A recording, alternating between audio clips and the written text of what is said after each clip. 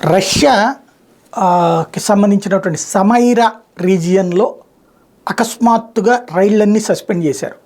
ఎందుకయ్యా అంటే ఉక్రెయిన్ మొన్న 1వ తారీఖు ఇవాళకి 5వ తారీఖు దాకా ఈ విషయం బయటికి రాకుండా జాగ్రత్త పడింది. కానీ ఇప్పుడు అంతర్జాతీయ మీడియా ఫోకస్ చేసింది. ఆ ప్రాంతంలో రోజుకి దాదాపుగా 180 నుంచి 200 రైళ్లు నడుస్తుంటే రైళ్ళన్నింటినీ కూడా ఎక్కడక్కడ ఆపేశారు. ఎందుకంటే సమైరా ప్రాంతంలో ఈ ఉక్రెయిన్ వదిలినటువంటి 3 మిస్సైళ్ళు ఒక రైల్వే వంతెనని కూల్చేసినాయి.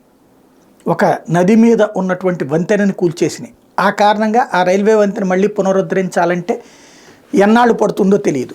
అది 6 నెలలే పడుతుందా, సంవత్సరమే పడుతుందా అనేది తెలియదు. కాబట్టి టోటల్గా ఒక రీజియన్ మొత్తాన్ని బ్లాక్ చేసింది. ఉక్రెయిన్ చేయగలిగింది. అట్నుంచి వచ్చేటువంటి రైళ్ల ద్వారానే డొనెట్స్క్ ప్రాంతానికి సైన్యాన్ని తరలిస్తోంది రష్యా. రష్యా సైన్యాన్ని తరలించే రూటుని బ్లాక్ చేయడం అన్నటువంటిది ఇప్పుడు ఉక్రెయిన్ చేసినటువంటి పని. దానికి సహకరించింది జర్మనీ. జర్మనీ ఇచ్చినటువంటి మిస్సైళ్లతో చేసినటువంటి అటాక్తో అతిపెద్ద సమస్య అయింది. ఈ ముక్క కనుక సైన్యానికి తెలిస్తే అటు ఇటు రాకపోకలు రావన్నటువంటి ఉద్దేశంతో వాళ్ళలో డిప్రెషన్ వస్తుందన్నటువంటి పాయింట్తోనే రష్యా బయటికి ఈ సమాచారాన్ని తెలియనివ్వలేదన్నటువంటిది ప్రధాన అంశం.